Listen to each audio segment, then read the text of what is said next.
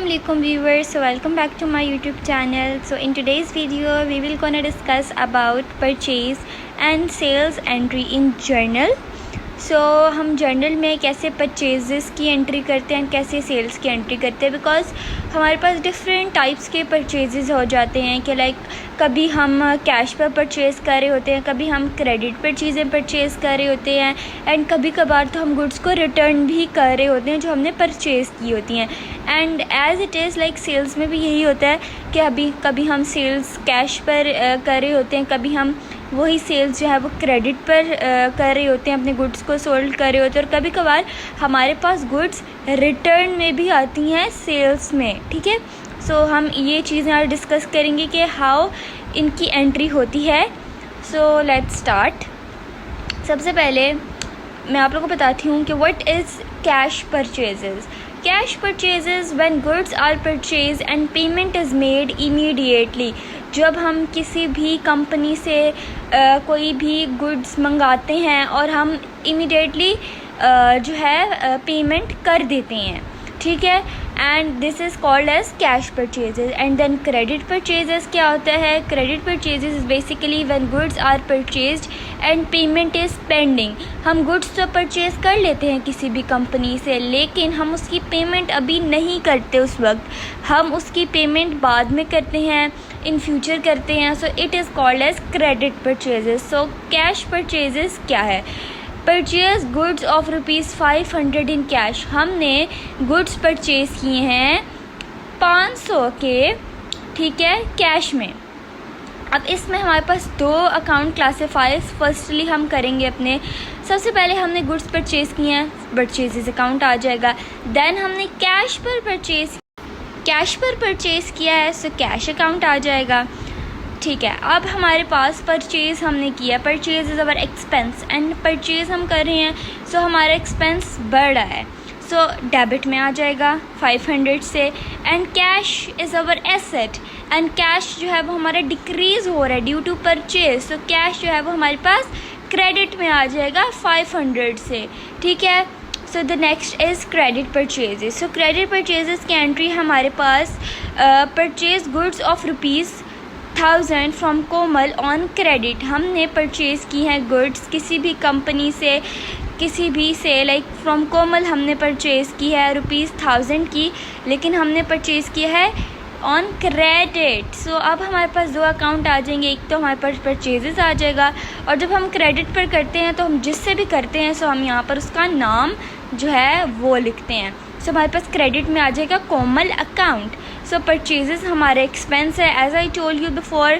सो increase हो रहा है तो एक्सपेंस डेबिट हो जाएगा परचेजेस अकाउंट, एंड हमारी जो लाइबिलिटी है वो हमारे पास, हमारा लाइबिलिटी जब इंक्रीज़ होती है तो वो क्रेडिट में आती है. तो कोमल अकाउंट हमने फ्यूचर पे करना है, इट्स अवर लाइबिलिटी, सो वो हम क्रेडिट में लिखेंगे. कोमल अकाउंट 1000 से हमारे पास क्रेडिट हो जाएगा.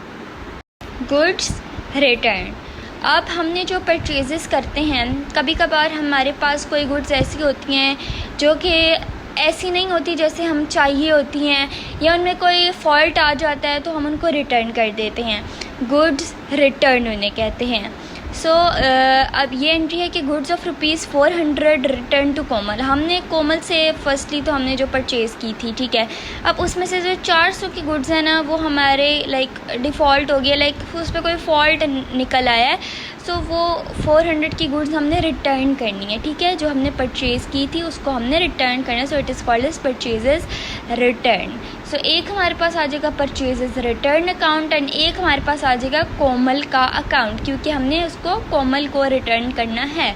सो परचेजेस अकाउंट जैसे कि हमारे पास डेबिट होता है, सो उसका ही हम वाइस वर्सा करेंगे, लाइक उलट करेंगे, तो परचेजेस रिटर्न अकाउंट हमारे पास क्रेडिट होता है, क्योंकि हमने अपनी जो एक्सपेंस है हमारा वो ख़त्म हो गया है.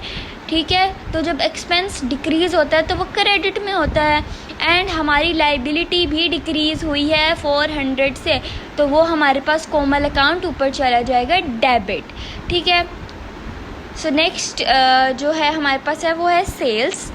सेल्स भी हमारे पास वैसे ही as it is cash sales, credit sales, and हम कभी कभार अपनी जो गुड्स हैं उनको रिटर्न भी कर रहे होते हैं क्योंकि customer is not satisfy with the good और एनी रीज़न हमारे पास जो है वो सेल्स की भी ऐसे ही सीन होता है कि सेल्स में भी गुड्स रिटर्न आता है।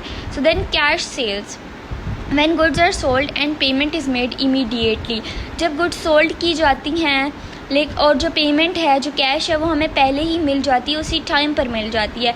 And then credit sales mean के credit sales is basically when goods are sold and customer has not yet made payment, मतलब कि कस्टमर जो है उसने अभी तक हमें पेमेंट नहीं की, वो कह रहा है कि हम फ्यूचर में पे करेंगे, लाइबिलिटी लाइक क्रेडिट सेल्स, ठीक है। Cash sales, sold goods for 50,000 on cash, हमने कैश पर अपने कस्टमर को गुड्स सोल्ड की है 50,000 पर। एक तो हमारे पास आ गया सेल्स अकाउंट, एक हमारे पास आ गया कैश अकाउंट क्योंकि हमने कैश पर की है। सो कैश अकाउंट, कैश हमारा एसेट है, इंक्रीज़ हो रहा है। सेल्स करेंगे तो ज़ाहिर बात है हमें कैश मिलेगा, हम उसको गुड्स देंगे, वो हमें कैश देंगे, इंक्रीज़ हो रहा है डेबिट। सेल्स हमारी इनकम है, तो इनकम इंक्रीज़ होती है तो हमारे पास क्या होता है, क्रेडिट होता है। सेल्स अकाउंट हमारे पास क्रेडिट आ जाएगा 50,000 से। So then we have credit sales, sold goods to Aamir for ₹1,000, हमने आमिर को गुड्स सोल्ड की है 1,000 की।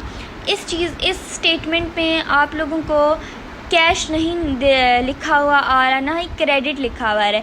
अब हम कैसे आइडेंटिफाई करेंगे कि इट्स ऑन कैश और इट्स ऑन क्रेडिट?